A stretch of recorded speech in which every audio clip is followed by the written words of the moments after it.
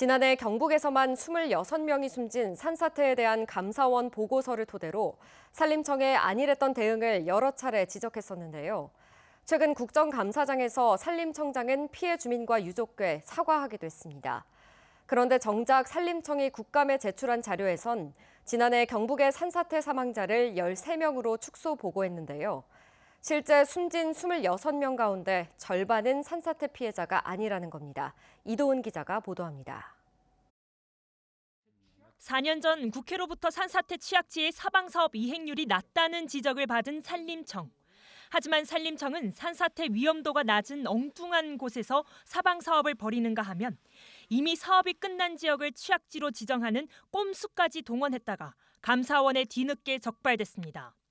산림청의 도덕적 해이는 국감장에서도 다시 한번 도마에 올랐습니다. 23년 한 해에만 있었겠느냐? 그렇지 않았을 거다라는 겁니다.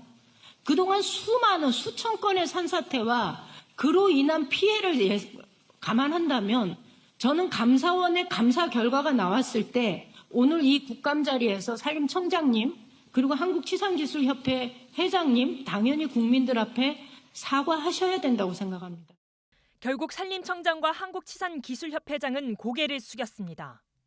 산사태로 돌아가셨거나 피해를 입으신 분들 그리고 유가족 분들께 대단히 죄송하다는 심심한 위로의 말씀, 사과의 말씀드리겠습니다.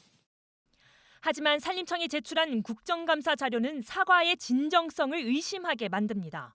산림청은 예천을 포함한 경북의 지난해 산사태 중 일부를 산사태가 아닌 토사 유출로 규정했습니다.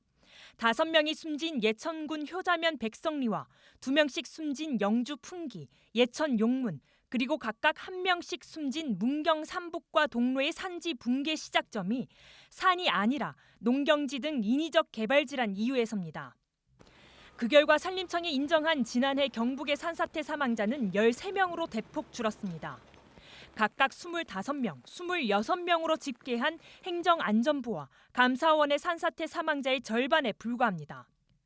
행정안전부 소속 국립재난안전연구원이 지난해 경북 지역 산사태 발생 2달 뒤 내놓은 보고서는 산림청의 의견과 정반대입니다.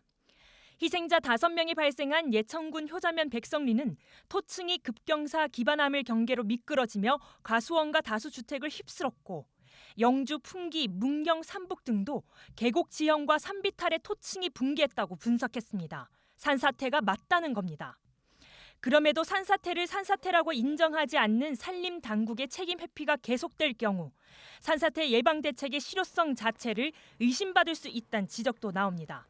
MBC 뉴스 이도은입니다.